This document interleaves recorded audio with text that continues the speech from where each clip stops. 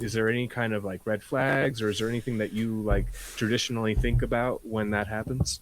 Yeah, you know, I'm I'm gonna need to ask somebody smarter for two questions. One of them is that. So this is just the start of like an age old debate that we'll just never answer. Like I was talking to my dad last night. So Jonathan Taylor, right? If you this guy was so bulletproof as a prospect, but we were kind of in our like running backs don't matter fatigue era, and that was becoming hip. He slides to the second round famously over or gets drafted not over.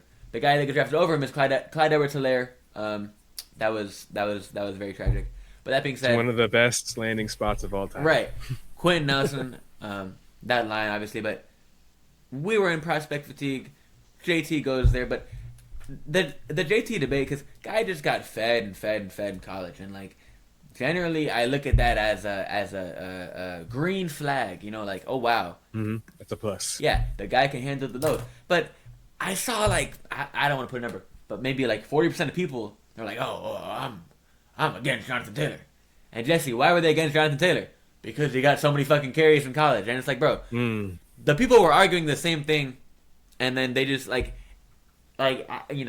there's so many instances of like this in life when like it's like oftentimes it's like partisan politics. Like there's like something that we see, and then the two people draw different conclusions. It's like you can Hmm. argue whatever you want because the truth is just arguable. I'm sure there's examples that we can all think of, and it's like, man, it just kind of sucks because like I don't even know really where to start with that, and also with like injuries because like Mm. J.K. Dobbins, like I'm like man, like he's got hurt. He had a career-ending injury for like the third or fourth time, and Hmm. and I'm like, well, traditional wisdom says this guy take him off the draft board, but then it's like, well, put him on the draft board because he's already like done it like four times, and like if it's a discount, then like I'm in for it. So you can kind of argue two sides of the same coin with things, and it's like, you know, the truth is what people want to believe. So like whatever happens with this, it's like it's gonna be confirmation bias for like both of these sides, and it's like ultimately I just don't know what to say about that. So I just look at the last year's data with Price, and I mean huge numbers in the touchdown department, and it's like he was so efficient, and it's like that efficiency was with him being clearly the second option behind the clear 101 that we've already kind of like talked about for a while. So it's like take it with a grain of salt there, but Okay. it's for all those reasons that like I do take Jonah Coleman ahead of him, but I'm gonna put him in the same tier. So yeah, I I mean, want to I want to answer my own question. let's go for it. So like Jadarian Price, yeah, there's questions about what happens after a major injury, an Okay. Achilles tear for a running back, right? Well, he answered it with tape.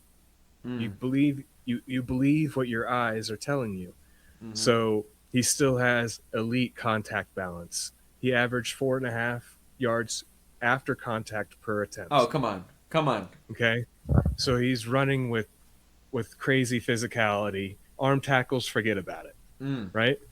Um, and then and then we talk about the home run ability, not only from behind the line of scrimmage, but as a kick returner, right? Mm-hmm. Um, that is dual threat ability for all offensive schemers in the NFL.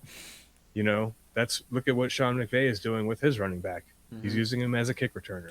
Yeah. You So, know, oh man. So yeah,